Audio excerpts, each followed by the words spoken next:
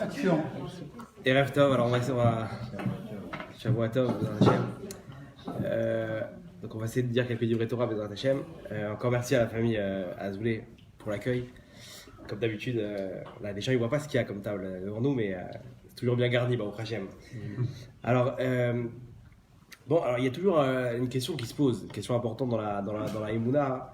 C'est demander parce qu'on le fait, parce que c'est. Voilà, c'est demandé, mais on n'est pas arrivé à ce niveau d'Emouna de dire bon, bah, au Hachem, on a fait juste parce que c'est pour toi, parce qu'on t'aime, mais c'est tout, on demande rien en retour. Mais au fond, on sait que tout vient de lui et que, bon, tu sais très bien les problèmes que j'ai par rapport à la parnassa, par rapport à la santé, par rapport à problème de Shalom Baï, des enfants, les machins, chacun avec son sac.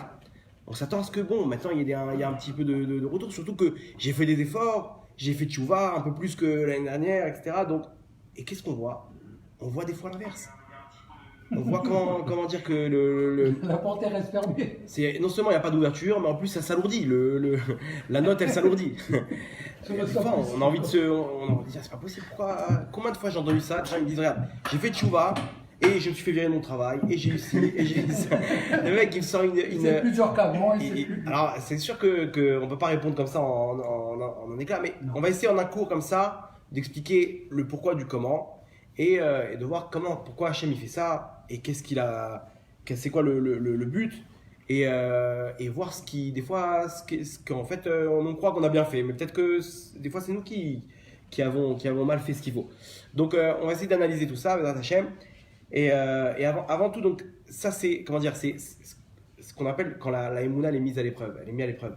On voit bien des fois le bonhomme il a la Emouna, il sait que ça y est, Baruch Hashem, je sais que c'est Akadosh Baruch Hu qui fait tout, je sais que je peux recevoir, je sais qu'il peut me donner et il lui manque pas de scénario, pourquoi j'ai pas reçu?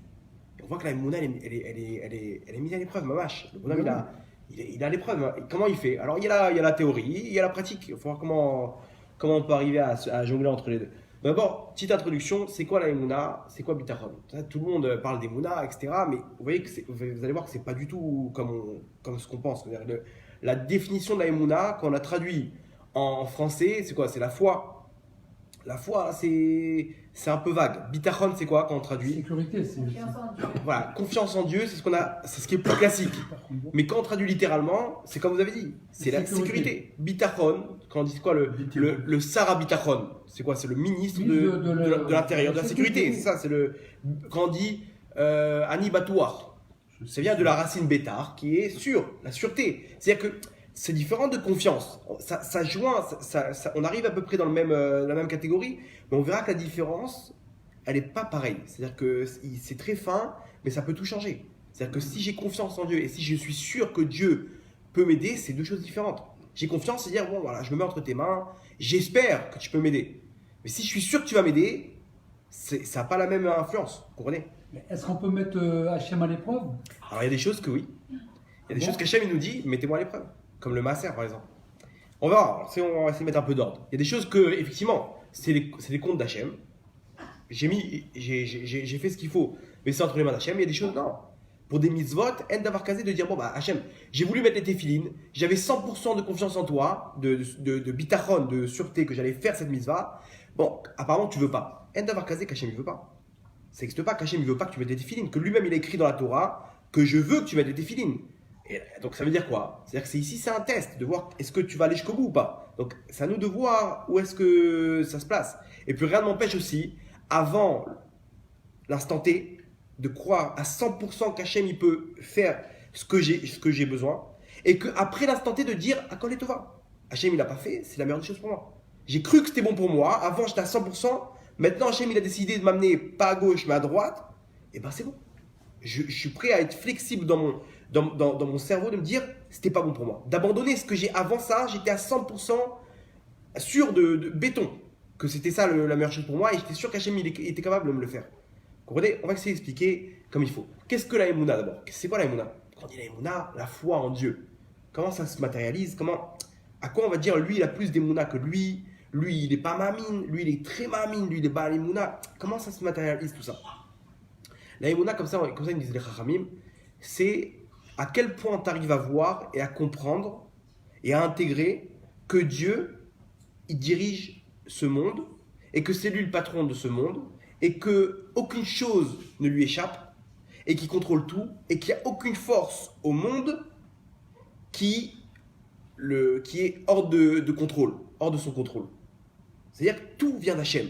La parnassa, la santé, les accidents, tout vient d'Hachem. Chaque chose au monde, il y a un davar kazé que Hachem n'était pas au courant. C'est-à-dire qu'Hachem il réunit un beddin, chaque instant de ce monde, pour chacune des personnes, elle est traitée de la meilleure façon possible par Hachem, Akol, Letova, tout est fait, même une fourmi qui va maintenant récupérer ce petit morceau de laitue qui est tombé par terre là-bas. Ils ont fait un apéritif là-bas après la Sina, là-bas au parc.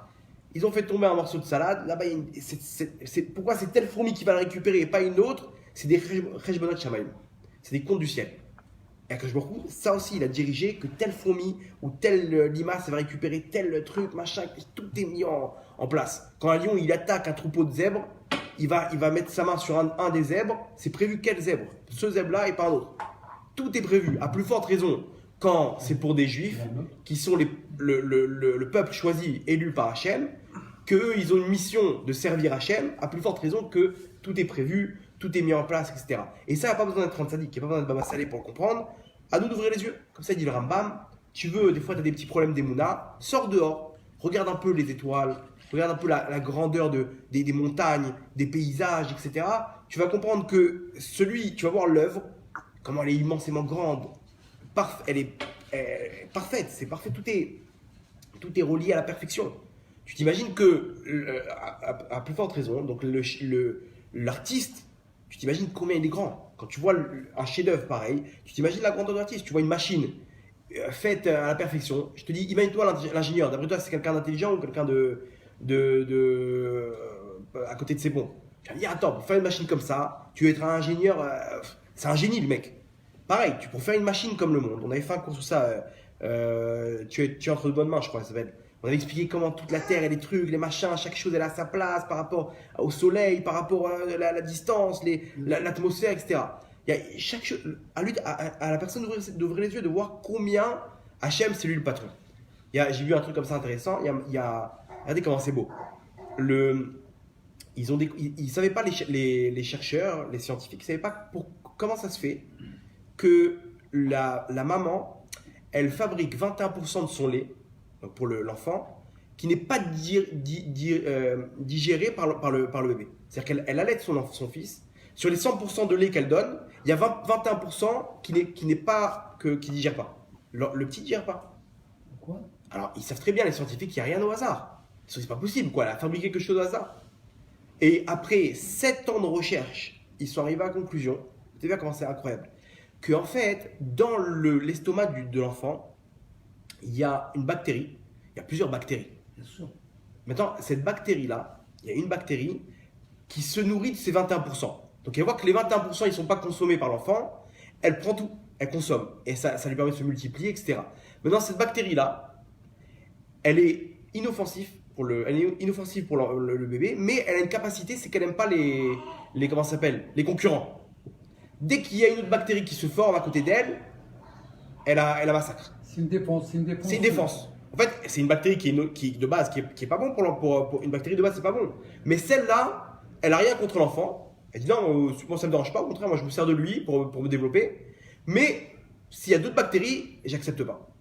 Et en fait, elle protège l'enfant, elle l'immunise de comment ça s'appelle, de toutes les maladies, de toutes les maladies, de toutes les bactéries, de tous les virus. Pourquoi? Parce qu'il y a une bactérie qui fait la loi là-bas. Imaginez-vous, 21%. C'est magnifique. Attends, j'ai pas une question. Comment la maman, elle sait, quand elle fabrique le lait, qu'il y a chez son fils une bactérie qui a besoin de ces 21%? Comment elle fabrique Ici, vous voyez bien qu'il y a une intervention qui est au-dessus de tout ça. C'est sûr qu'ici, il ne peut pas y avoir une cause à effet. Il y a pas, comment elle peut savoir ça, la maman? C'est pas possible. Surtout que cette bactérie, elle n'apparaît qu'après la naissance. Parce que vous auriez pu me dire, oui, mais elle apparaît déjà et c'est la maman qui la nourrissait, donc elle a continué à la nourrir. Non. Ça apparaît, c'est pour ça qu'ils ne comprenaient pas les scientifiques. Vous voyez que 21% du lait, c'est énorme. C'est pour ça que c'est bien d'allaiter l'enfant. Ils disent que c'est le meilleur des médicaments, c'est d'allaiter l'enfant. Et une autre chose, le Rav Zamir Cohen, Un jour, ils l'ont appelé pour faire un débat avec le docteur, comment il s'appelle celui-là? Un professeur, je ne me rappelle plus son nom, un russe, un professeur russe de l'université de Haïfa. Lui, c'est le professeur, le directeur de l'Institut de l'évolution. C'est-à-dire qu'il y a en Israël l'Institut de l'évolution, Darwin, etc. En Israël, ils continuent à croire ça. C'est-à-dire qu'aux États-Unis, ils ont complètement laissé tomber les. En Israël, malheureusement, on est dans un monde où la Torah, elle n'est pas encore. C'est-à-dire qu'ils savent très bien que si c'est pas Darwin, c'est Bereshit bara Elohim, donc ils préfèrent tenir le sheker, mais pas admettre que la Torah elle émette. Il y a beaucoup de gens comme ça qui sont anti-Torah, etc. Qui tiennent cet institut en fait, qui forme les futurs chercheurs en évolution, etc. Maintenant, c'est connu que l'évolution s'est dépassée, il y a beaucoup de contradictions, etc. Ils ont invité maintenant le Rav Zamir Cohen pour faire un débat. Quelle est la pensée de la Torah sur l'évolution, sur la préhistoire, sur ça, et la pensée donc universitaire. Et ils ont amené aussi un imam, donc un Rav musulman, pour avoir la pensée musulmane sur la question. Donc, après quelques questions, l'imam, il était complètement à côté de ses pompes, il ne savait plus quoi répondre, etc. Et le Rav Zamir Cohen, étonnamment, il lui pose des questions sur les dinosaures. Comment vous expliquez maintenant les dinosaures? Et il répondait. Et ben, c'est écrit dans la Torah. Il y a marqué Taninim Gedolim, Atanim Agedolim. C'est quoi les Taninim? Alors, le mec, il dit, quand on traduit littéralement, un tanin, c'est quoi? C'est un crocodile. Il dit faux. Parce que quand tu vas plus loin dans Shemot, tu vois que dans la paracha de Shemot, quand Moshe Rabbeinu, il jette le bâton, il y a marqué que le bâton, il s'est transformé en Nachash. Et après, quand il récupère le bâton, il y a marqué qu'il a récupéré le bâton qui s'est transformé en tanine. Si c'était comment ça s'appelle? Un crocodile. Donc comment au début c'était un Nachash? C'est la preuve qu'en fait tanine, c'est le mot pour expliquer une catégorie qui est quoi? Qui est un reptile. Maintenant, donc ça veut dire si tanine c'est reptile, quand je te dis taninim agedolim, ça veut dire quoi? C'est-à-dire les grands reptiles. C'est quoi les grands reptiles? C'est des dinosaures. Et il dit mieux que ça, il ramène des midrashim avec David Ameller, qu'il a vu le Réhem là-bas, avec Noir, il a pu faire rentrer que les bébés Réhem, parce qu'il était trop gros, il ne pouvait pas rentrer dans l'arche. Donc il a prouvé tout ça. Après, il a expliqué par rapport à l'âge du monde, tout ce que la Gemara elle explique. Comment ça s'appelle? Les étudiants, ils sont venus le voir à la fin, ils lui ont dit quand la cavote, arabe, c'est incroyable, on ne savait pas que la Torah elle était aussi développée que ça. Mais mieux que ça, c'est qu'il a réussi à mettre KO le docteur, là-bas, le professeur. Il lui a dit, je vous pose une question. Comment vous expliquez que là, selon l'évolution, c'est quoi l'évolution? La théorie de l'évolution, c'est que, en fait, au début, il y avait une bactérie qui s'est formée. Vous avez vu que, voilà, quand vous laissez quelque chose enfermé dans le frigo, au bout d'un moment, il y a des bactéries qui se forment. D'où elles sont arrivées celles-là? C'est que ça s'est créé d'elles-mêmes. Elles sont créées d'elles-mêmes. Donc, les bactéries sont créées d'elles-mêmes, qui ont créé des petites bêtes, qui ont créé des poissons, qui sont sortis de l'eau, qui ont fait des serpents, des trucs, des lézards avec des pattes, etc., des singes, des hommes. C'est l'évolution. Par rapport à la nature, il y a ce qu'on appelle un système de mutation qui va développer des nouvelles espèces. Normal. Si moi maintenant, demain, je suis de couleur claire, demain je vais vivre en Afrique noire, au bout de 3-4 générations, mes enfants ils seront bronzés. Pourquoi? Parce que la peau elle s'est adaptée au climat. Donc pareil, au bout d'un moment, comment ça s'appelle? Ils ont besoin de créer des bras parce qu'il faut s'adapter aux conditions. Maintenant ils habitent sur Terre, donc ça a pris des milliards d'années et ça crée l'homme. Comme ça ils expliquent l'évolution. Il dit très bien. Alors explique-moi quelque chose. Il y a un papillon. Comment il a en un élément. Il y a un papillon, et lui, il a un désavantage sur tous les autres papillons. Il est très lent. Il est lent. C'est-à-dire que dès qu'il y a un oiseau qui vient pour l'attraper, il se fait tout de suite attraper. Maintenant, il a un avantage. Les autres, ils arrivent à s'échapper, ils arrivent à semer des fois non, des fois si. Maintenant, lui, il a un avantage sur les autres, c'est que lorsqu'il sort ses ailes, elles font une image d'un hibou. Vous connaissez ça? Non, elle crée le visage d'un hibou, avec des yeux comme ça, ça fait comme ça un hibou. Maintenant l'oiseau il voit l'hibou, et l'hibou c'est son prédateur. Donc il voit l'hibou, il commence à s'embrouiller, il s'enfuit. Il dit bon laisse tomber, si c'est lui, je vais pas attaquer mon prédateur. Il a peur. Maintenant, le Rav Zamir Cohen il dit je te pose une question. Selon l'évolution, comment il a pu développer ça, il a pu développer ce papillon, le visage du prédateur du prédateur. D'où est-ce qu'il sait que son prédateur, il a un autre prédateur qui est le hibou. Et pour ça, créer des ailes qui vont ressortir. Comment? Tu peux m'expliquer comment ça marche? Tu vois bien qu'il y a une intervention externe ici. Il ne savait pas quoi répondre, le docteur. Il ne sait pas quoi répondre. Et plusieurs choses. Bon, aujourd'hui, il y a une dizaine de contradictions dans l'émotion. Il a tout sorti. Vous connaissez le Rav de Meir Cohen. Oui, Il ne sait pas quoi répondre. Il dit regarde, très tu construis un binyan où le début, tu sais pas, tu n'as pas de réponse. Tu dis voilà, ça c'est des trucs qu'on n'a pas de réponse. Tu dis mais comment tu peux construire sur du vide? Il te manque une case ici. Et si c'est faux, tu as construit dans le vide. Et il est vraiment resté.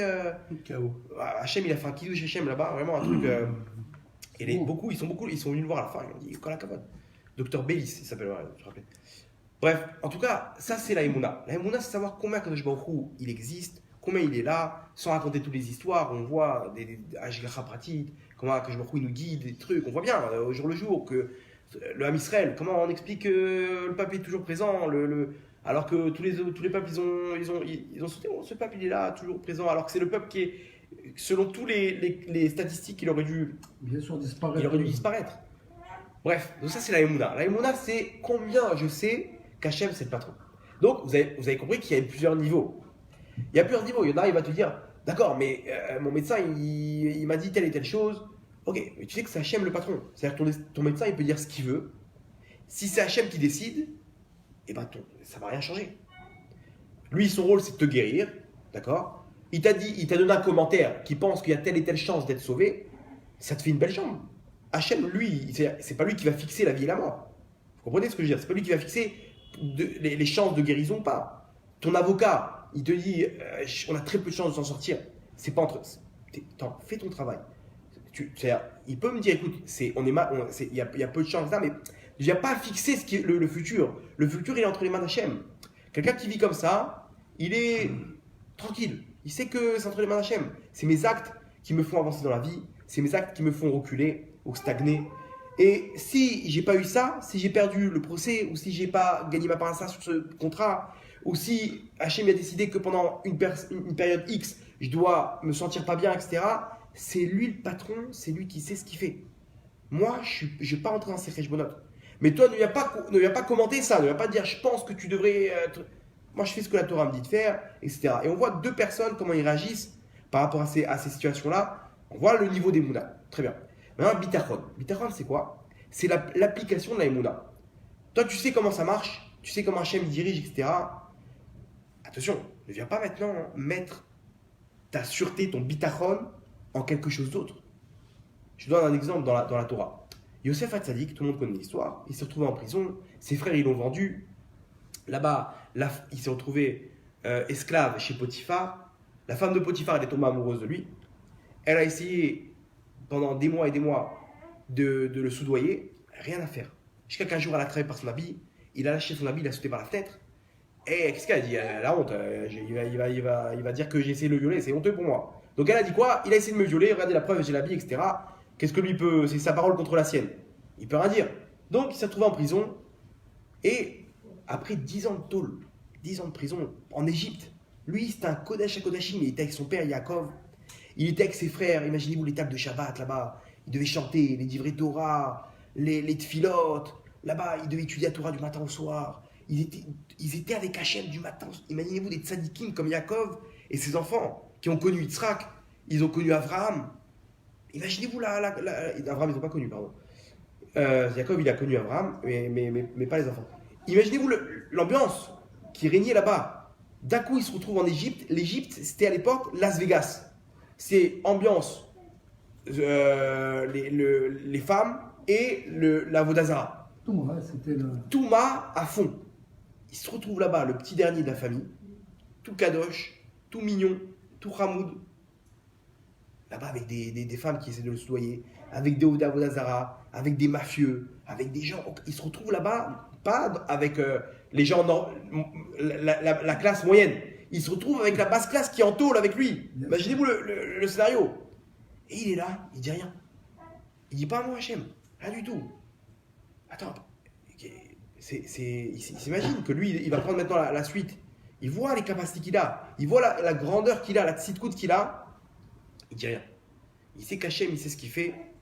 Tu as décidé que je sois en prison 1 an, 2 ans, 3 ans. Imaginez-vous comment c'est dur.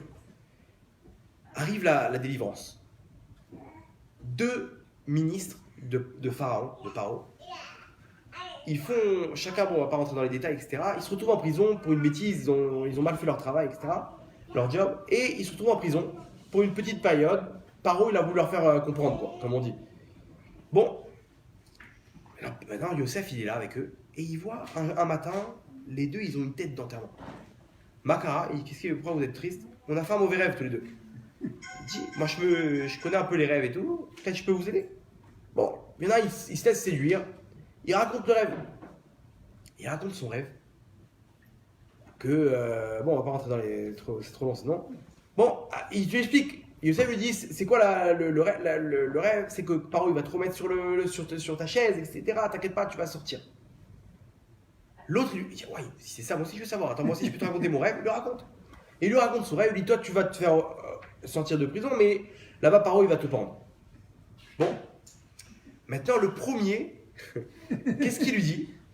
Il lui dit quoi, Youssef? Il lui dit, par contre, tu vas sortir, tu vas te retrouver à côté de Paro. Je t'en prie, souviens-toi de moi. Pas pour moi, ouais. Et à la fin, il lui dit quoi, Youssef? Il lui répète une deuxième fois, tu m'oublies pas. Et là, il a senti, Youssef, j'ai fait une bêtise. Pourquoi? Parce que quand j'ai répété une deuxième fois, j'ai fait comprendre par là que, attention, ça dépend de lui. C'est pas Hachem qui me délivre, c'est toi. C'est combien tu vas te rappeler de moi, là-bas à côté de Paro, que tu vas pouvoir me pistonner et je pourrai sortir. Donc, il vient à la fin, je t'en supplie, ne m'oublie pas. Hein. Pourquoi tu répètes une deuxième fois? Tu l'as dit une fois. Maintenant, c'est Hachem qui lui règle sa mémoire. Des fois, vous connaissez ça, des fois on cherche un truc, voilà. Là, ça m'est arrivé à l'instant là. Chercher le nom du professeur, d'un coup, je me suis rappelé. La mémoire, c'est entre les mains d'Hachem. Hachem, il peut très bien te mettre d'un coup, tac, flashback. Ah, au fait, Paro, il y a un mec là-bas qui m'a, grâce à lui, j'ai la reconnaissance pour lui, je t'en prie, fais-lui une tova, bien sûr, ce que tu veux. Piston, c'est ce qui s'appelle le piston, on connaît. Et sinon, l'inverse, tu peux lui répéter toute la journée, le mec il se rappelle plus. J'étais pris, je suis retourné, j'avais plein d'affaires, un truc. J'ai oublié, j'ai zappé, désolé. Vous voyez bien que c'est pas entre deux mains. Là, Yosef, il sent qu'il a mis sa confiance entre les mains du ministre. Non. Il a regretté. Il a prié à Hachem. Il a dit Hachem, fais-lui oublier. Et Hachem, il lui a donné 2 ans en plus pour chacun des mots. Chaque fois qu'il a essayé de lui. Parce que même la deuxième fois, elle montrait par là que même la première fois, ça montrait par là que tu avais mis ta confiance entre ses mains. Donc 2 ans pour chacun des mots. Tu te rappelleras de moi et tu ne m'oublieras pas. Les 2 mots, les deux références qu'il a fait, il a pris 2 ans en plus. Combien en tout? 12 ans. 12 ans, imaginez-vous, 2 ans de tôle. Il était déjà à sec, il était au bord à la fin de l'épreuve. Imaginez-vous, Hachem lui a donné couronne pour 10 ans. Il finit, il n'y a pas. C'est pas grave. Si je dois rester toute ma vie, j'y resterai. Et si Bitachon, alors Vadaï qu'on n'est pas à ce niveau-là. Le bonhomme, il ne faut pas son patron, il a oublié de le payer. Il ne faut pas qu'il se prenne pour Yosef Hatzadik. Il faut pas faire une ishtadout. Tu lui dis, excuse-moi, mais je crois que j'ai pas reçu encore mon salaire. Si tu peux régler l'affaire, ou le bonhomme, il y a eu une erreur. Je pense que j'ai pas reçu ce qu'il faut. Yosef Hatzadik, c'est Yosef Hatzadik. Il n'y a pas. Tu m'as donné ce qu'il faut. Il se rappellera lui. J'irai pas. Par contre, ne viens pas non plus faire le Birkat Amazon sur ton patron parce qu'il et dire combien c'est lui qui te donne l'argent et lui lécher les bottes. C'est bon. Il y a 2 poids 2 mesures. Vous comprenez? Donc chacun a lui de voir quand. Je crois que j'ai un peu abusé. Je crois que j'ai un peu trop léché les bottes là. Chacun selon son niveau. Ça c'est bitachon. Maintenant, comme on a expliqué, le bitachon c'est le mot bétar. Là-bas, la Torah elle nous enseigne que les frères de Dina, les fils de Yaakov, Yaakov il a une fille qui s'appelait Dina, qui s'est fait kidnapper. Elle s'est fait kidnapper, elle a été violée par Hamor ben Shrem. Et les frères de Dina, Shimon et Lévi, ils sont arrivés, sans entrer dans les détails, ils ont tué tous les habitants de Shrem et Shrem, y compris Shrem, donc même celui-là. Ils ont tué tout le monde. Maintenant, il y a marqué là-bas dans la Torah, ils sont arrivés dans la ville Bétar. Sur 2. Rashi nous dit quoi? Sur quoi sur 2? Ils étaient sûrs de la bracha de leur père, Yaakov, que lui il était béni par Hachem, qu'ils allaient rien leur arriver. Donc par rapport à cette bracha-là, ils sont arrivés à 100%, on est 2 contre eux, 50 000, 24 000, ils étaient là-bas, pardon. On va gagner. Et ils ont massacré toute la ville. Pourquoi? Parce qu'ils étaient sûrs d'eux. Bétar. Bitachon, tu es sûr de ce qui t'arrive. Ce que tu dois voir, tu es sûr. Ça, c'est bitachon. Alors, on résume. C'est un peu, là, on a ramené un peu de sources, etc. On résume. Emouna, c'est Hachem qui dirige tout. Bitachon, c'est combien je suis sûr que ce qu'il applique en tant que maître du monde, il peut le faire pour moi de n'importe quelle façon, dans n'importe quel scénario. C'est-à-dire, maintenant, moi, il y a un arabe qui m'a fait une bracha. Il m'a dit, t'inquiète pas, Akadosh Baruch Hu, il va t'ouvrir les portes de la Parnassa. Il m'a fait une bracha. Le Rav, il a fait une bracha, c'est fini. Akadosh Baruch Hu, il a mis une force dans la bouche du Rav. Le Rav, il a fait la bracha. Je sais qu'Hachem, il dirige le monde. Est-ce que c'est un problème pour Hachem d'ouvrir la Parnassa? Pas du tout. Pas de problème. Maintenant, moi, jusqu'à tel point j'y crois, je suis sûr de ce qu'il m'a dit, et je vais réaliser cette parole-là. Vous comprenez? Si je suis sûr à 100%, c'est sûr que le Rav, il a parlé, c'est fini. Je rentre, chérie, le Rav, il a dit, la parassa, elle s'ouvre, c'est fini. Pourquoi on demande des brachot si à la base, si on a les mouna et les bitaron, Très bien. on demande des brachot. Il y en a qui ont besoin de passer par le Rav. Mais il y en a, s'il y a marqué dans la Torah, tu as donné le maaser, tu vas t'enrichir, ben, c'est fini. Tu as donné ton maaser, tu as fait ce qu'il faut, tu as respecté bien sûr selon la halakha, tu es sûr que tu vas t'enrichir. C'est certain, c'est écrit. Tu me dis, il y a un problème, je t'écoute. C'est écrit, c'est le problème, il est chez toi. Il n'est pas chez Hachem, c'est sûr à 100%. Si tu n'y crois pas, Hachem, il ne peut pas t'aider. Pourquoi? Parce que ça touche ton libre arbitre. Si maintenant le Rav, regardez, je vous donne un exemple. Le Rav, il vient, il me dit, j'ai des problèmes de parassa. Je raconte une histoire qui s'est passée. Rabbi David Abou Khatsara, tout le monde connaît. Il y a un bonhomme, il est venu le voir. Il trouve pas son zivouk pour se marier. Amen. Il n'arrive pas à trouver 26 ans, 27 ans, je sais pas, un bonhomme avec une émouna pour les chachamim incroyable. Il est venu voir le Rav, il lui dit, Kvoda Rav, j'ai besoin d'une bracha pour me marier. Le Rav, il Bezrat Hashem, Bekarov, Mamash. Très rapidement. Le mec, il s'est pas dégonflé, il dit, c'est-à-dire que très rapidement, Rav, je veux une bracha, maintenant je trouve mon zivouk, ça suffit, je ne peux plus attendre Kvoda Rav. Le Rav lui dit, Bimera, Mamash. Prochainement, très prochainement. Bientôt. Bon, et il répète, c'est-à-dire c'est quand? Aujourd'hui, il faudra fixer, allez, trancher, j'y crois. Faites une bracha. Et le Rav, il voit que le Rav, il veut pas faire de bracha comme ça. Oui. Aujourd'hui, à 14h, prochainement, c'est prochainement, n'aie pas peur. Je t'ai fait la bracha, c'est bon. Et il voit, il insiste. Jusqu'à que le Rav, il lui fait comprendre. Il y a des gens, là-bas, c'est à la file. C'est à la chaîne. Il lui fait comprendre à des gens et tout. Ça y est, je t'ai fait une bracha. Je vais pas te donner de. Le Rav, c'est pas une machine genre à 17h30 exactement, tu vas rentrer dans le bus. Non, je t'ai fait une bracha. Prends ça, va avec ça. Et le mec, il a pas lâché à faire. Jusqu'à que le Rav, il lui dit, Vaksha, ça. Il dit dehors. Il embrasse la main et il sort. Qu'est-ce qu'il a compris le mec? Le Rav, il m'a dit très prochainement, il est très prochainement, c'est-à-dire quoi? Lui, il a dehors. C'est-à-dire dehors, tu vas la rencontrer. Dans Lui, il s'est dit, c'est bon, j'ai la bracha du Gadol Hador qui vient de m'annoncer que je vais rencontrer ma femme dehors. Il se met à chercher. Dans là-bas, à l'intérieur même, il n'y a pas de femme. Il ne reçoit pas les femmes. Dehors, et nous, la Timimout. Dehors, il y a des femmes qui ont accompagné leur frère ou leur machin, ou qui sont venus stam. Et ça vient de Sadik ici, elle commence à faire des télim sur le côté comme ça. Et voilà, j'ai une jeune fille. Il dit, écoute bien, on se connaît pas. Le Rav, il vient de me bénir que je vais rencontrer ma femme dehors. Ici, je vois des femmes qui sont pas en âge de se marier. Et donc, il n'y a que toi. Donc, peut-être tu veux qu'on fasse connaissance, on fait un chido, qu'on fait une rencontre. Et elle dit, écoute bien, je suis en train de faire des télim pour trouver mon zimou. Ouais. Peut-être. Effectivement, c'était son zimou. Ils sont mariés, etc. Il est revenu. Alors, il est revenu une semaine après pour lui dire, Rav, on est à la 3e rencontre, ça marche bien, Todarabah, je l'ai rencontrée dehors. Comme on m'avait dit, elle est dehors. C'est-à-dire qu'ici, le Rav, il a parlé. Maintenant, cette parole-là, c'est ta émouna, ton bitachon qui va la faire vivre. Vous comprenez? Il y a des gens, les bonhommes, tu peux leur parler d'émouna jusqu'à demain, il va te dire, oui, mais attends 2 secondes. Le ministre, il a dit quand même que c'était dur de trouver un appartement. Le ministre de l'économie, il a dit qu'aujourd'hui, pour un jeune couple ou pour un truc, donc lui, il vit avec ça. Et comme tu lui dis, écoute bien, Hachem, il peut t'envoyer un appartement, même si il y a une crise économique, ok, même si les banques, elles ont serré la vis, même si comme ci, comme ça, etc.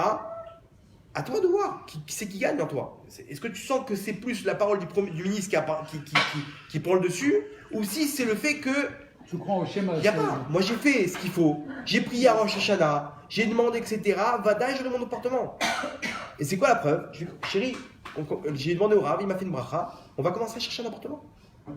À la location ou à l'achat? À l'achat. Quel problème? Quel problème? Bonjour, monsieur le banquier, j'ai ni fiche de paye, je travaille pas, j'ai pas d'argent, mais c'est où l'adresse? C'est où qu'on déménage? Genre, alors, j'ai encore une autre histoire là, sur les appartements. Bon, j'ai pas envie de détourner le cours.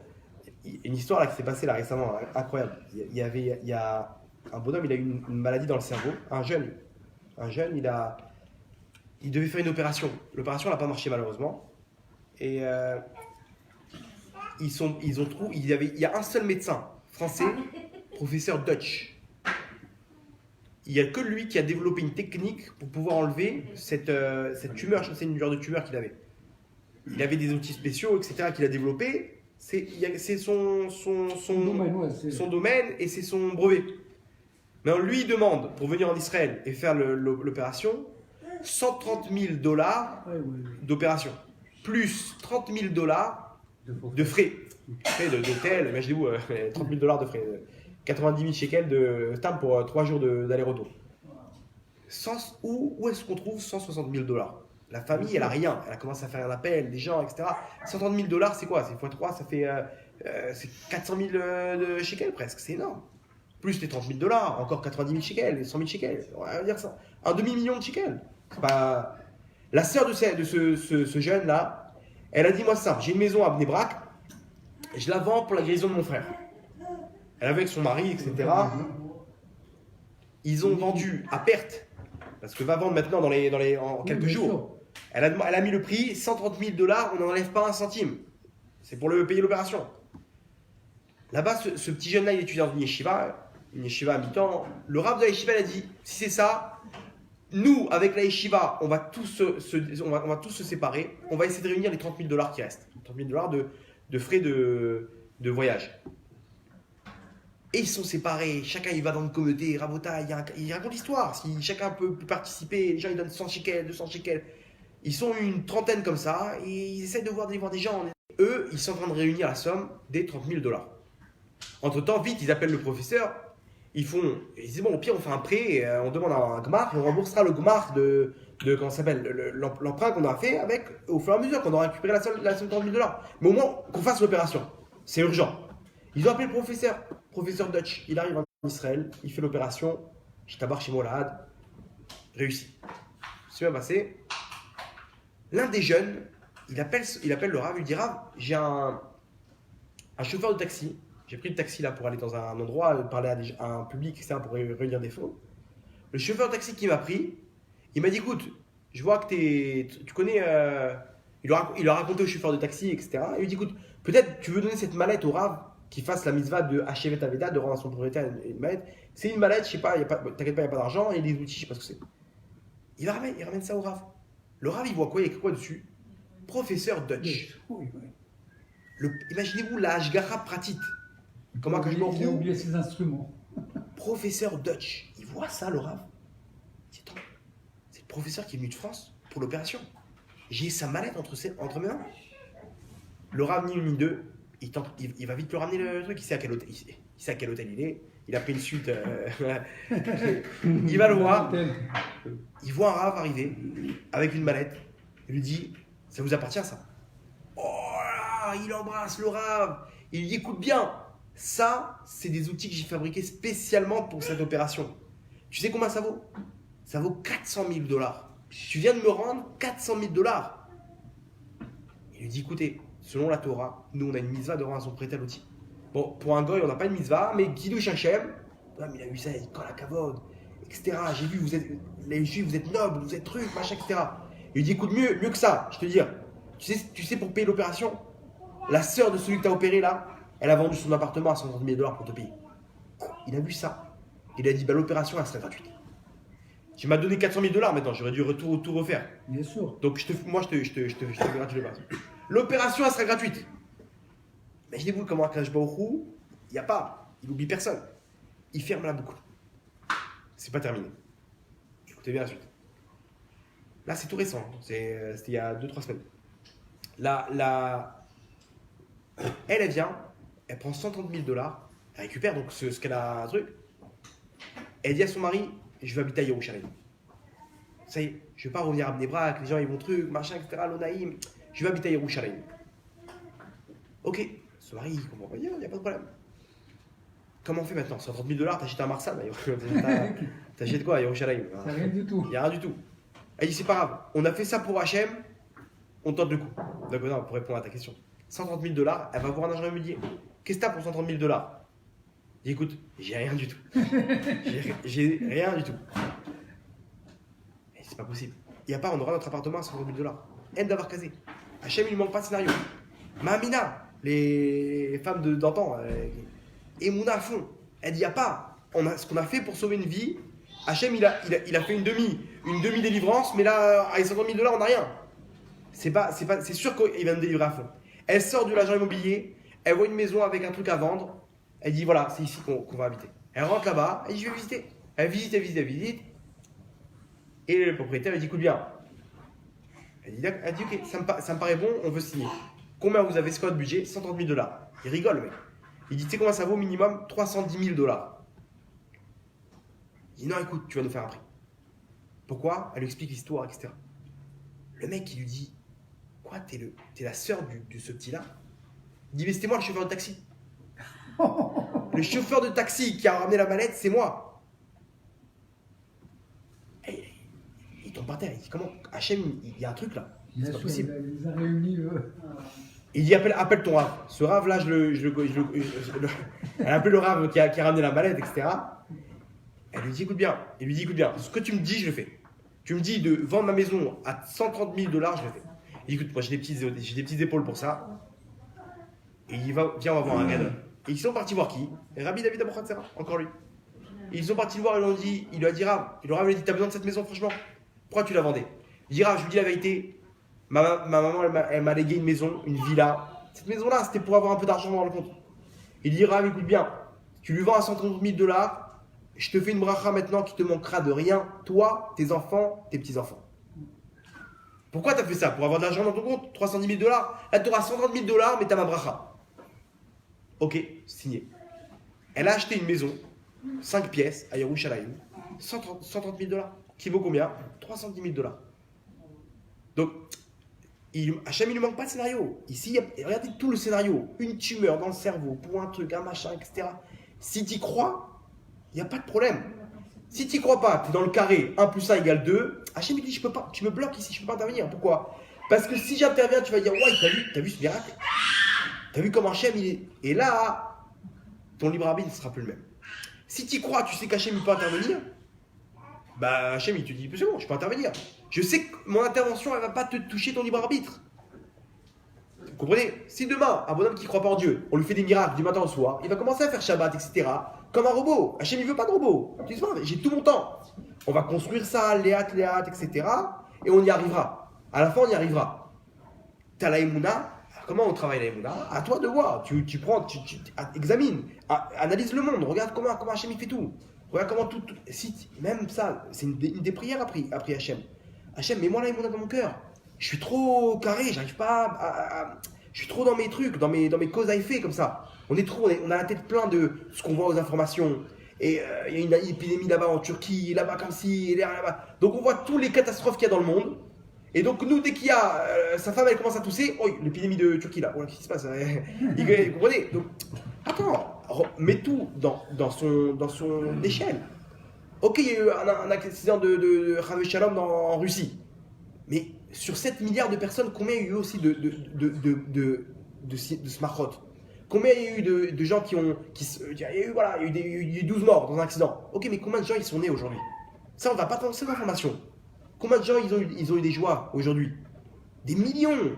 Si tu fais l'échelle, tu verras qu'aujourd'hui, ce qu'on t'a annoncé aux informations, Sarah Cole, c'était 70 morts. Sur 7 milliards de personnes, mais combien il y a eu de gens qui sont nés? Combien il y a de gens qui ont été heureux? Combien de gens qui ont gagné leur vie comme il faut? Qui ont guéri? Qui sont sortis des hôpitaux? Fais l'échelle. Toi, tu restes que sur le mauvais, et tu te focalises sur le mauvais, et tu vis dans la rasera toute ta vie. Non, à toi d'avoir le bon œil. de voir combien la vie elle est belle aussi à côté de ça. Et tu verras qu'il y a 99% de bonnes choses et 1%. Ce qu'on te raconte d'information, c'est 1%. Là. Même pas 1%, j'exagère. C'est 0,001%. Donc automatiquement, toi tu réfléchis avec ce que vous avez fait. Que si t'as pas fait ça, t'as ça. Et que si t'as fait ça, alors automatiquement t'as ça. Que si t'as pas de budget, alors tu pourras pas acheter d'appartement. Et d'avoir avec Akadosh Baruch Hu, tout est possible. Tout est possible. De la chose la plus rocambolesque jusqu'à la chose la plus minime pour Hachem, c'est Hachem qui dirige tout. Et s'il décide de te libérer maintenant, il peut le faire. Ça, c'est ce qu'on appelle bitachon. À toi. T'es batouar. T'es batouar que si t'as donné le masser, tu vas t'enrichir maintenant. Le Rav, il t'a fait une bracha. Alors, nous, on ne sait pas des fois qu'est-ce qu'Hachem il veut de nous. Donc, on va voir un Rav. Le Rav, il t'a dit, t'as appelé le Rav. Voilà Rav. Voilà comme ça et comme ça. T'as ma bracha, c'est bon, bye. Toi, tu vas tranquille, c'est bon. Le Rav, il a dit, on continue. Je vous raconte une histoire avec le Rav Edraou, le Rav Eliaou. Il m'a raconté qu'il est parti en France. Il m'a dit, il y en a, il a appelé. Il dit que voilà Rav, ma femme, ils viennent de lui lancer, Rav et Shalom, ils lui ont trouvé quelque chose dans la poitrine. Une tumeur. Il lui a dit, écoute bien, tu veux savoir c'est quoi? C'est la télé qui a chez toi. Je t'avais dit d'enlever la télé, tu m'as dit d'accord, tu l'as remis. La télé. Il lui dit, bon, chacun son niveau, attention, on n'est pas en train de... Il lui dit, je viens tout de suite chez toi avec le marteau. T'es prêt ou pas? On casse la télé, de la manière qu'on casse la télé, Hachem il enlève la tumeur. Allez, Rav, je vous attends. Il est arrivé le Rav, ils sont arrivés là-bas. Et ils ont fait un korban. Bah, le Rav avec ses comptes, il a senti que c'était, il y avait Hachem il met quelque chose de pas bien chez toi. C'est que chez toi t'as quelque chose de pas bien. T'enlèves ce pas bien dans ta maison, il t'enlève ce pas bien chez ta femme. Il a des calculs, je sais pas comment il fait le Rav. Bon, ça peut être autre chose. Hein. Il a dit télé comme ça, mais. Peut-être, ouais. Non, bah, chacun son niveau. Voilà, en tout cas, ici, il savait que ce bonhomme-là, peut-être que pour lui, non, t'as un niveau de débarrasser de la télé. T'as soigné de Sarah, je sais que c'est ton problème chez toi. Déjà, ils n'ont pas ce niveau. Ça peut être d'autres choses. Là, il a attrapé. Peut-être qu'aucun rapport, peut-être que Stam, il voulait créer chez lui une émouna. Oui, un choc. Une émouna, est-ce que tu crois que maintenant c'est ça qui va enlever la tumeur de ta femme ou pas? Tu crois ou pas? Quand il a dit banco, ils ont massacré l'écran là-bas. Un écran plasma là-bas. Ils l'ont mis en morceaux. Ils ont fait là-bas ils ont dansé autour de la télé. Après le Rav il a profité, il a dit allez amène tout l'iPhone. S'il vous plaît. Et bon d'accord, ok. Il a raconté à sa femme. Il lui a dit à sa femme, il lui dit ok écoute bien, tu rentres là-bas, tu dis de refaire une radio. Il n'y aura plus de tueur, c'est fini. Il n'y a plus de tueur. Il a comment ça s'appelle, il aura le mari tout content. Il y croyait le mari. Il est rentré là-bas à l'hôpital, il a dit au médecin on refait les radios là, c'est fini. Il n'y a plus de tumeur. Sa femme il dit qu'est-ce qui se passe là? Qu'est-ce qui t'arrive? Mais tu rigoles quoi? Ils font tous des têtes d'enterrement là. Qu'est-ce que. Il n'y a plus, je dis, le Rav il y a truc, on a cassé la télé, on a cassé la tumeur, c'est fini.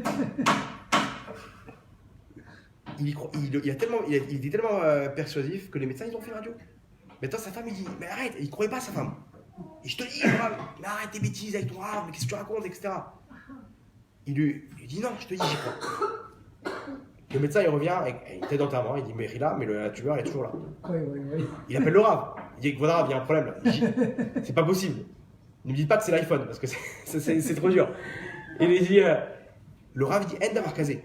Tu dis au médecin de bien regarder. Le médecin il lui dit regardez bien. Le médecin il regarde, bah c'est quoi ça? Il voit que la tumeur, elle était toujours là, mais elle s'est déplacée en surface. C'est-à-dire qu'il y a juste à ouvrir et l'enlever. C'est tout. Il n'y a pas besoin de chimio, Rav Shalom, de trucs et de machins. Waouh, c'est pas possible. Elle était coincée, une opération c'était impossible, il fallait machin. Waouh, miracle médical. Il appelle le Rav, il dit ah voilà, c'est un miracle, etc. Mais elle était toujours là. Parce que ta femme, elle n'y croyait pas. Hachem, il était obligé de trouver un scénario selon les règles de la nature. Si ta femme, elle y croyait, si elle avait cru, il aurait refait la truc, il aurait dit oh, ça a disparu. Comment ça arrivé ça? Vous connaissez des histoires comme ça? J'en connais au moins une dizaine d'histoires comme ça. Les bonhommes, ils refont la radio, ça a disparu. Souvent. Quoi, c'est possible? Pourquoi? Parce que Hachem, il a décidé, top, c'est tout. Maintenant, elle n'y croit pas. Donc on ne peut pas lui faire de miracle à elle. Ah ben oui, si elle Bah, croit sinon, pas- elle va commencer à y croire, etc. Non, Hachem, il ne veut pas de robots. Hachem, il veut des gens qui sont. Alors, lui, il avait tellement des mounas. Maintenant, Stam, le Rav, il a choisi la télé, ça aurait pu être autre chose. Stam, le Rav, il s'est combattu des trucs. Maintenant, il y a écrit dans la Torah. Maintenant, il faut connaître la Torah. Il y a écrit dans la Torah celui qui respecte sa femme, il s'enrichit. Il y a écrit que celui qui fait le Birkat Amazon avec Kavana, il s'enrichit. Celui qui respecte Shabbat, il s'enrichit. Le bonhomme, il a fait pour Shabbat. Il a emprunté de l'argent, c'est sûr qu'Hachem dit, n'aie pas peur. T'as emprunté, c'est moi qui te rembourse, n'aie pas peur. C'est des choses, après ça dépend. Si le bonhomme il commence à poser des questions, etc., là tu touches à la Emouna. T'as plus de bitachon, t'es plus à 100%. T'es plus à 100%. Donc, si t'es plus à 100%, moi, si t'es à 100%, j'interviens à 100%. Si t'es à 80%, il y aura donc 20% selon les règles de la nature. Si tu es à 1% de bitachon, et ben ça va être que selon les règles de la nature. Et ben alors là, il faut que tu choisisses le meilleur professeur. Faut que selon les règles de la nature. C'est-à-dire quoi? Tu veux être guéri, faut tel professeur, faut tel médicament, faut telle intervention. Bah, avec Hachem, 100%, même le médecin du coin, il peut te guérir. Même sans médecin. En fait, pas besoin de guérison, pas besoin de trucs. Tu refais la radio, ça a disparu. Sans médecin, sans rien du tout. Et ça, c'est des cas de tous les jours. Faites la liste comment ça s'appelle, des miracles médicaux, comme ça ils appellent. Tous les jours, vous demandez à des médecins, ils vous racontent des trucs du matin au soir, ce qui arrive. Et telle femme comme ça, et tel truc comme ci, etc. Des trucs du matin au soir, c'est des dossiers là-bas, ils ont des classeurs comme ça, miracle de la médecine.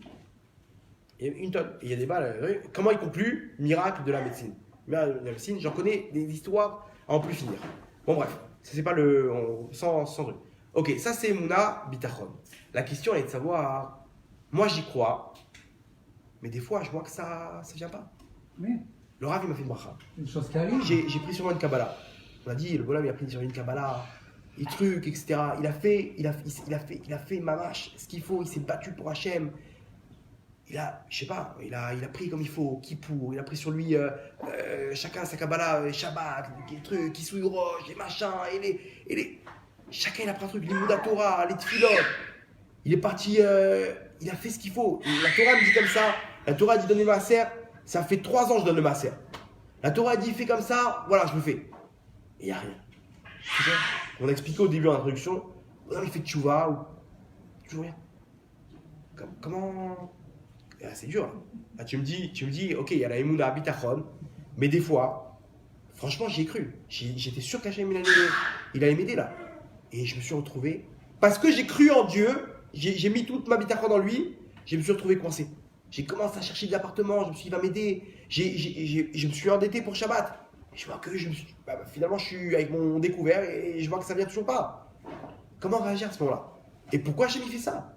Pourquoi tu me testes dans des choses que je peux me dire, je peux perdre en bitachon. Et si je perds en bitachon, toi aussi tu es perdant en Hachem. On n'aura plus la même relation. Comment expliquer ces situations-là? Comment ça s'appelle? Ça, c'est une question qui est courante et qui arrive surtout quand on fait tchouva, surtout au tout début. Et pourquoi ça arrive, ça? Parce que c'est fréquent, très fréquent. Pourquoi ça arrive d'Afrique quand on fait tchouva, d'Afrique quand on veut se rapprocher d'Hachem, on a l'impression qu'il nous repousse comme ça. La réponse elle est simple. En fait, je vous raconte une histoire et après de là, je vous explique comment ça marche. Voilà, c'est le test de la Emouna. C'est le test de la Emouna, mais pourquoi Hachem il fait ça à certaines personnes et pas à d'autres? Pourquoi à tel moment et pas... Comment ça marche ça? D'abord, premièrement, il y a une histoire comme ça qu'on raconte dans la Gemara sur... Eliyahu Hanavi, il étudiait la Torah avec Rabbi Yoshua ben Levi. Ils marchaient les deux, ils étudiaient la Torah. Et en plein milieu, Eliyahu Hanavi lui dit, tu sais quoi, on peut passer par tel chemin, j'ai un truc à faire. Ok, pas de problème. Ils étudiaient, donc ils marchaient, ils ont fait le détour par là. Eliyahu Hanavi lui dit, attends-moi, je dois faire quelque chose. Rabbi Yoshua ben Levi lui dit, je peux venir avec toi, j'ai envie de voir ce que tu vas faire. Ok, pas de problème. Là-bas, il y avait un pauvre, tzaddik, il faisait beaucoup de charité. Dès qu'il avait un petit peu d'argent, il prenait ce qu'il avait besoin pour manger, le reste, il donnait aux pauvres. Il étudiait la Torah, il priait, il était gentil, il avait des bonnes midotes, vraiment quelqu'un de bien. Il avait une vache qu'il avait élevée pendant des années. Cette vache-là, il attendait avec impatience de pouvoir lui faire la shrita, de pouvoir manger ce qu'il faut, l'irvot Shabbat Kodesh, et de distribuer le reste de la viande aux pauvres. Et il aurait distribué un petit peu, il aurait pris un petit peu d'argent, ça leur aurait permis de vivre. Et il y a un ami, il vient, pendant que le pauvre il est parti chercher quelque chose, il prend la vache et il la tue. Il la tue là-bas, il lui fait un truc comme ça, elle meurt. Et il s'en va. Là, tu comprends Rabbi Yoshua pas. Ben Levi voit ça. Mais pourquoi tu fais ça? Explique-moi, c'est quoi je comprends pas. Et le pauvre, il a rien fait. Et il dit, pose pas de questions. Bon, bah, il a fait 2-3 autres missions là-bas, et à la fin, il a tout expliqué. Il a dit, ce pauvre-là que t'as vu, toi, t'as vu l'injustice. Putain, c'est un mec, il se donne pour Hachem. Au contraire, amène-lui une deuxième vache. Donne-lui, fais-lui un scénario pour l'enrichir. Tu vois bien qu'il fait des mitzvot. Tu vois bien que l'argent qu'il aura entre ses mains, il va en faire bon usage. Qu'est-ce que tu fais? Tu lui enlèves le peu qu'il a. Maintenant, il est vraiment pauvre, il y a zéro, il n'y a plus rien. Et lui, à mon avis, il dit, tu sais pas ce qui se passe en haut. Ce pauvre-là, sache un truc, c'est que son temps est arrivé. Ça y est, Akadosh Baruch Hu, il a décidé que telle date doit partir de ce monde. Il a fini sa mission. Maintenant, tellement qu'il a trouvé grâce au Dieu d'Hachem, Hachem, il voulait lui donner encore 15 ans dans sa vie. Et alors, comment on fait? Il y a des règles. Maintenant, son temps est arrivé, mais Hachem, il veut lui donner encore 15 ans. Comment on fait? Lui, le Malach HaMavet, il a la date. Et alors, eh ben, il y a écrit dans la Gemara qu'un pauvre, il est considéré comme un mort. Aujourd'hui, on va le rendre pauvre, il aura 0. Comment? On lui enlève sa vache. Le Malach HaMavet, il va arriver, il va trouver un pauvre. Comme le pauvre, il est considéré comme un mort, donc techniquement, sur le papier, il est mort déjà. Donc aujourd'hui, le Malach HaMavet, il ne peut pas le toucher. Donc il est coincé, il va revenir voir Hachem. Dis-moi, tu m'as mis des bâtons dans les roues là, tu m'as dit d'aller le prendre aujourd'hui, mais je ne pouvais pas, il était considéré comme un mort. Hachem me dit très bien, alors reviens dans 15 ans, le récupérer. Vous comprenez le scénario? Ouais, Donc finalement, c'était une tova ou pas? bien sûr, il a sauvé la vie, il a donné 15 ans en plus. 15 ans plus. Nous, Il a pris à la l'instant vache, T, on dit mais c'est quoi cette histoire? Mais alors moi quand je donne mon masser et je vois que ça ne vient pas, ou j'ai acheté ouverture du Echal de la Parnassa en Rosh Hashanah, j'attends maintenant une année flamboyante. J'espère que je vais finir comme Mobilize. Le mec, il sait, ça y est, va au Hachem. Startup, ma startup elle va flamber. Et il voit, aucun rapport, il n'y a rien du tout. Au contraire, c'est n'importe quoi. C'est pire que l'année dernière. Attends. Et ben qu'est-ce qui se passe? Non, pareil. Ici, tu devais finir comme Mobilize. Mais Hachem, il t'a dit, tu sais quoi? Il y a des avérotes quand même. Rappelle-toi la jeunesse que tu as eue quand même. Tous les Shabbatot où après le kidouche, tu prenais la polo avec tes copains pour aller en boîte de nuit, etc. Rappelle-toi de tout ça. Tu peux pas dire que tu n'étais pas au courant. Tu savais très bien, tu n'avais pas la force. Ton Etzara, il t'a attrapé, etc. Tout ça, il faut passer à la caisse. Tu crois que j'ai envie de t'appeler ça au Gaïdam? Tu crois que j'ai envie de te raccourcir ta vie? Tu crois que j'ai envie de te donner des maladies, etc. Tu aurais dû être riche cette année. Mais je vais te faire passer une année comme d'habitude, comme l'année dernière. Mais la richesse que tu as eue, tu reviens au même niveau que tu étais l'année dernière, mais tu as tout réparé. Tu as réparé pas mal, parce que tu aurais dû être très riche. Et ça, c'est le bonhomme, il doit se dire, à Kadosh Baruch Hu, ce qu'il a fait maintenant, c'est la meilleure des choses pour moi. C'est-à-dire qu'une autre situation, elle aurait été pire. Me laisser ma vache, me laisser ma voiture, me laisser mon poste, ça aurait été pire. Hachem, j'ai acheté l'ouverture du Echad de la Parnassa Roshana. Un mois après, je me fais virer de mon travail. C'est la meilleure des choses pour moi. Hachem me donner un meilleur travail. Peut-être pas cette année, peut-être plus tard. Il m'a pas dit quand. Mais c'est sûr que je vais m'enrichir. C'est sûr qu'Hachem, il va me payer sur ça. Il y a marqué, tu achètes le truc du Echad de la Parnassa. C'est une ségoula pour la Parnassa. Il n'y a pas eu, c'est la meilleure des choses pour moi. Et là c'est le test. Est-ce que tu es ma'amine ou pas? Ou est-ce que tu vas dire, bon, bah, en fait, ce qui est écrit dans la Torah, ça s'applique pas à tout le monde. Hein. C'est pas sûr. Non. Ça, c'est la deuxième raison. Kadosh Baruch Hu, il veut te tester. Il veut voir, est-ce que t'es comment ça s'appelle? T'es sûr ou pas? Toi, tu dis, je t'entendais après le cours. Maintenant, je suis sûr, ça y est. Là, le cours, il m'a chauffé, là. Je suis sûr, on va l'avoir cette maison. On va l'avoir la Parnassa, on va l'avoir un truc, machin. Le bonhomme, il est à fond. D'un coup, il voit que ça tarde un petit peu. D'un coup, il commence à faire. Comment ça, il y avait une histoire comme ça avec le Rav Israël Misalant. Il racontait sur le Bitachon. Il disait un bonhomme, il est sûr que s'il gagne au loto S'il prend un ticket loto, Hachem peut lui donner sa parassa par le loto. Il y a écrit qu'Hachem il a prévu la parassa à Rosh Hashanah. Comment, si tu es sûr que ça peut passer par le loto, Hachem peut te donner par le loto, par un ticket loto. Si tu n'es pas sûr, tu joues au loto comme si tu jettes une bouteille à la mer. Excuse-moi. Eh ben, ça va pas marcher. Il y a un mec qui s'est levé, il a dit Godarav, je vais jouer au loto maintenant, j'arrête mon travail. Je suis sûr, là vous m'avez chauffé, que je peux tout recevoir par le loto. Hachem il peut tout faire, il va me donner ma parassa par le loto. Ok. Le Rav il dit Batzlacha, t'es sûr à 100%. Rav, je vous rejoins à la yeshiva, j'étudie avec vous, j'arrête mon travail, c'est la preuve que je suis sûr à 100%. Ok. Il est parti gratter son ticket, jouer son ticket. Il a combien le jackpot? Il est à, je sais pas, 1 million, on va dire. Ok. C'est dans combien de temps? 3 jours. Très bien. Le Rav, il lui dit, après 2 jours, il est avec le Rav dans les Shiva, il étudie, etc. Il va être tranquille. 1 jour, 2 jours, il commence à. Ça va les affaires, il te disera, bon, Hachem et Azor, sauf que je vais gagner au loto. Très bien, quand la cavote.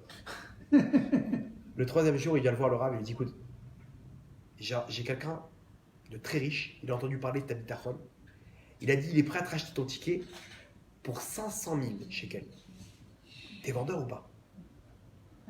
Après 3 jours, l'autre il était un peu fébrile, il lui dit écoute, 500 000 shekels, je suis preneur. Là, attends. Il a gagné 1 million. Le Rav lui dit écoute bien, Non. c'est la preuve que tu pourras jamais gagner au loto. Il dit mais pourquoi? Non. Je suis sûr, Rav. Si t'es sûr de gagner 1 million, pourquoi tu vas changer 1 million contre 500 000 shekels? Donc t'as pas de guitare. Donc t'es pas à 100%. Donc là, Hachem, il ne peut pas te donner. Ça va toucher ton libre arbitre. Donc ici, premièrement, on récapitule. Hachem, il veut voir d'abord, est-ce que tu es vraiment là? Et si je te donne pas tout de suite? Et si je te donne pas tout de suite, attends un petit peu. Tu vas continuer à me servir, tu vas continuer à continuer à donner ma serre. Tu vas continuer à, même quand tu n'as pas, tu vas continuer à acheter la parnassa, à acheter le truc, à donner la tzedaka, à continuer pour Shabbat, etc. Ou, attends, j'ai fait ce qu'il faut, Hachem il donne pas. J'arrête. Ok, tu veux. Après, tu veux savoir pourquoi? Rentre pas dans les régimes d'Hachem. Hachem, il a décidé, c'est comme ça, point. Tu sais pas pourquoi, c'est la meilleure des choses pour toi. Et à toi de te renforcer et de te le répéter matin, midi et soir. Ah, la parassa n'est toujours pas rentrée. Je t'ai chez voilà, c'est la meilleure des choses. C'est pas maintenant. Hachem, il a pas choisi maintenant. J'ai fait une demande pour un poste. Et ils m'ont même pas rappelé. C'est pas maintenant. Dans 2 mois, ça sera intéressant. Pour l'instant, n'aie pas peur. Hachem, il te contrôle tout. Jusqu'à combien t'es tranquille, tu te sens bien, c'est que tu as compris que c'est entre les mains d'Hachem. Ça, c'est vrai. Deuxième chose, comme on a dit, réparation de la vérote. Ça arrive souvent chez ceux qui font tchouva tout de suite.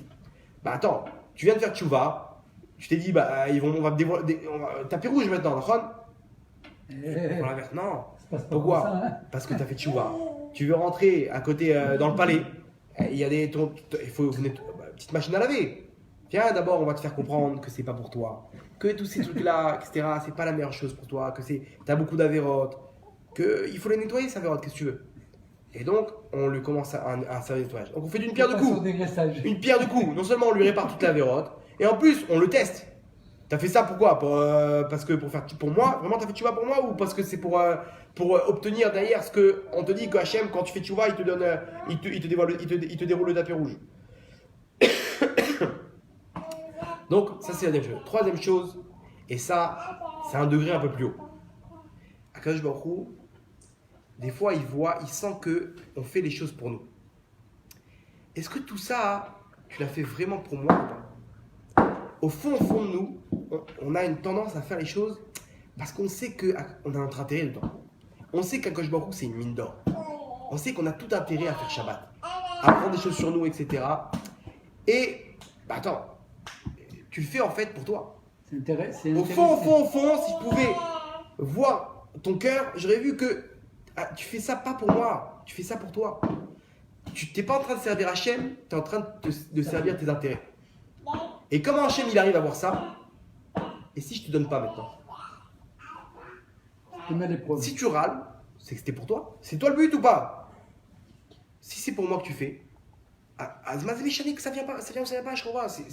Tu le fais pourquoi? Parce que t'aimes le faire, t'aimes le mitzvot, tu veux le faire parce que tu m'aimes. Alors, s'il n'y a pas de récompense, Mazé Chané. Et ça, c'est Avraham Avinu, il a eu ça, c'était terrible. Lui, Avraham Avinu, on va le dire dans les parachas qui vont venir, Hachem lui dit, Lech lecha, pars de ton pays, tu vas être riche, tu auras un pays, tu auras des biens, tu auras une descendance, ton nom il sera grandi, etc. Tu auras tout. Une liste de brachot, ouais, ça vaut le coup. Donc il part. Maintenant il arrive en Israël. Hachem lui dit, bah voilà. Ah, il attend le moment où Hachem lui dit, bon, c'est ici, tu vois, tu peux t'installer. Il voit, pas mal. Sauf il y a un petit problème, il n'y a rien à manger. Il n'y a pas d'herbe. Donc les bêtes, elles peuvent pas manger le truc. Donc ces bêtes, elles mourraient les unes après les autres. Et il faut partir. Il se dirige dans un endroit où il y a du pâturage, etc. Il se retrouve en Égypte. L'Égypte, c'est le pays, pays d'Avodazara. Il se retrouve là-bas avec l'Avodazara. Attends, Hachem, tu m'as promis que t'allais grandir mon nom. Je me retrouve avec mes ennemis maintenant, ceux qui sont contre moi. L'Avodazara, moi je dis qu'il y a un dieu, eux ils sont en train de dire qu'il y a plusieurs dieux. Tu m'amènes là-bas chez eux. Ok, d'accord. Surtout que là-bas, il s'était fait un nom déjà, là où il était. Non, il part. La Parnassa, bah, il a vu qu'il se retrouve avec la famine. Mon pays, bah, il vient de le quitter. Mais pire que ça, on lui prend Sarah. Paro, il prouve que Sarah elle est belle. Allez hop, t'es ma future femme. Lui dit c'est ma soeur, il a eu peur qu'on le tue, etc. Donc maintenant, quoi encore? Hachem il m'a promis quoi? Une descendance. Bah maintenant, avec Sarah capturée, c'est fini. Imaginez-vous, Abraham Avinu, le jour même, on lui capture sa femme. Imaginez-vous la détresse. Il se retrouve seul. Là-bas, ils ont dû prendre une petite auberge ou un truc comme ça. Il a plus de femme, plus d'argent, plus de terre, donc plus de descendance, parce qu'il n'y a plus de femme. Il a plus de nom. Il était là-bas, c'était une star là-bas, Abraham. Maintenant, il se retrouve zéro. Il n'y a plus rien. Les poches vides. Plus de famille, plus de femme, pas de descendance, pas de terre, pas de maison, rien. Je comprends pas, ma chère. Tu m'as dit de quitter mon pays, tu m'as annoncé une liste de choses, et j'ai l'inverse. Comment il réagit Abraham? Il parle pas. Il n'y a pas une seule fois il a dit Hachem, mais pourquoi? Mais c'est pour toi que j'ai fait tout ça. Si c'est pour toi, c'est pour moi que tu as fait tout ça. Ça ne m'arrête pas de lecha d'avoir toute la liste. Tu me dis lech lecha, j'y vais. Et d'ailleurs, il y a un commentaire, il dit la difficulté de l'épreuve, c'était de le faire pas par rapport à la liste qu'il y avait. Hachem, tu m'as dit d'y aller, j'y vais. Maintenant, au fond, il se travaillait pour pas le faire pour la parnassa, pour la bracha, pour le kavod, pour la descendance. Parce que tu m'as demandé, c'est ça la difficulté de l'épreuve. Parce que sinon, c'est une épreuve, elle est où la difficulté? Parce que je te dis demain, quitte Yudbet, tu vas à Tel Vav, et là-bas, t'attends une villa, 3 étages, avec piscine. Et le bonhomme, disons, il vient de se marier, il n'arrive pas à avoir d'enfant. Et là-bas, tu auras la bracha, les enfants, la parnassa à volonté. Tu seras une star là-bas, tu auras une. Le mec, il est vadaï qui. En courant. Non, ici, on te dit, va, tu auras tout ça. Et Avram, il se travaillait pour dire 2 secondes. C'est pour toi, Hachem. C'est-à-dire que même si il n'y avait pas tout ça, je le ferai. Ok, viens, on teste maintenant. T'es sûr de toi, Avram? Ah, viens, je t'enlève ton pays. Ok. Imaginez-vous la pointe qu'il devait avoir déjà, Abraham. De galérer maintenant à repartir avec tout le troupeau. Je te prends ta femme. Je t'amène pas en Égypte, le pays de la Zara. Et Abraham, il dit rien. À la fin, est-ce qu'Hachem, il a appliqué tout ça? Bah, d'accord, oui. À la fin, il a eu Yitzhak. Il a récupéré sa femme. Hachem, il a envoyé un ange. Ah, il a frappé Paro. Il a récupéré sa femme. Sa femme, elle a pu tomber enceinte. Il a eu Yitzhak, etc. Il est devenu très, très riche, Abraham. Abraham, c'était une star. Abraham Avinu, c'était. Tout le monde tremblait de peur de lui. Paro, Avimelech, bah, c'était. Il a ramené du genre à la tchouva. Il a construit l'âme Israël. Il est devenu riche, grand. Il avait une terre, Eretz Israël. Hachem, il a tout réalisé. Mais Hachem, il est passé par un petit détour pour voir est-ce que tu fais ça pour moi ou pour toi. Et ça, c'est le test de la Emouna. La théorie, on l'a compris. La pratique, c'est bien, on va voir. Tu es à 100% ou pas? Ah bien, on va tester. Et des fois, Hachem, à ceux qui testent, au contraire, c'est ceux qui ont trouvé grâce aux Hachem. Pourquoi? Parce que si Hachem il voit qu'il n'y a rien à construire avec eux, il dit tu sais quoi, tu voulais quoi la parnassa? Prends, Bechamod. Vas-y, je sais que toi on ne peut pas tester, tu es trop fébrile, le moins de tests, ça y est, tu vas dire ah, attends, tu ne peux pas donner donc colle tout Hachem. Non, Hachem il voit que tu es bien et tout, viens, maintenant on va passer une petite aventure, j'ai envie de construire avec toi. Donc, viens, je te teste pour voir qu'à la fin, tu vois, Vadaï, que quand le bonhomme il voit qu'Hachem ne lui donne pas et qu'à la fin il lui donne, il n'aura pas la même relation avec Hachem. Et si Hachem lui donne directement, bah, c'est comme un petit enfant qui a eu son dû et bon, bah, c'est bon, attends, laisse-moi tranquille. Je reviendrai quand j'aurai besoin de toi, Hachem. Vous comprenez? Et ça, Hachem ne veut pas. Donc, on voit ça, le serpent. Le serpent dans la parachute cette semaine, C'est quoi sa là, la malédiction? Hachem lui dit, tu mangeras de la poussière de la terre. Attends, c'est une malédiction ça? En gros, tu pourras manger ce que tu veux, quand tu veux, où tu veux. Pourquoi? Parce que la poussière, il y en a partout. C'est une bracha. Parce que tu auras la paracha tout le temps, où tu veux, là où tu vas, tu auras une capacité de transformer n'importe quel matériau en or. Putain, c'est une bracha de folie. Tu me dis c'est une klala ça? C'est quoi la klala, la malédiction? Hachem lui a dit, maintenant je te donne de quoi manger tout le temps, de façon à ce que tu viennes plus me parler. Je ne veux plus t'entendre parler. Ça y est, prends ce que tu veux, que tu n'aies aucun manque. Ça c'est une klala. D'être loin d'Hachem, c'est une klala. Donc Hachem, des fois, il voit que il y a quelqu'un avec qui on peut construire. Et moi, je veux que tu sois tout le temps avec moi, mon fils. C'est pas grave, je te donnerai pas tout le temps. Je vais pas te faire gagner au loto. Je vais donner ce que tu as besoin, ta parnassa, ta santé. Mais je veux tout le temps que tu viennes prier, tu sois là, etc. Je veux te voir à la synagogue. Je veux pas de. Comment ça s'appelle? T'espères quoi, toi? T'espères recevoir le loto? Mais si je te donne le loto, je te vois plus. Viens, je te donne ton contrat, ce qu'il faut. Je te donne. Et comme ça, j'étais à côté de moi. Pourquoi? Parce que je t'aime. Je te veux. Mon fils, je le veux à côté de moi, c'est tout. Et nous, notre Yitzhara, il veut nous donner tel Yeshua, telle délivrance. Hachem, laisse-moi moi te trouver la délivrance. Cette délivrance-là, c'est la meilleure pour toi. Et parce que c'est la meilleure des choses pour nous. Parce que tout ce qui nous arrive dans ce monde, c'est la meilleure des choses. Et à nous de nous renforcer dans Emouna pour ça. Que ça vienne ou que ça vienne pas.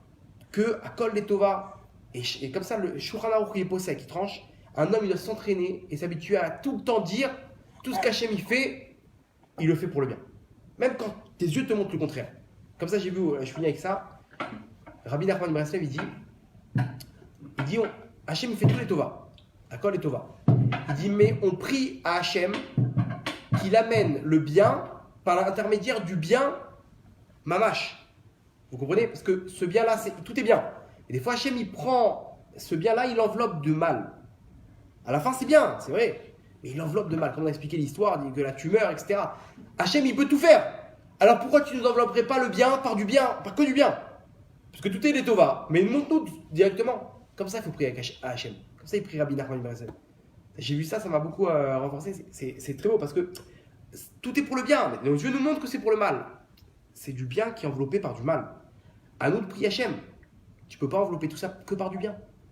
Prie pour ça. C'est ce qu'il prie Rabbi Nachman Breslev. Donc à nous de nous renforcer et qu'Akadosh Baruch Hu nous amène le bien par le bien mamash et qu'on puisse le voir et se renforcer dans sa vie. Amen. Amen. Amen.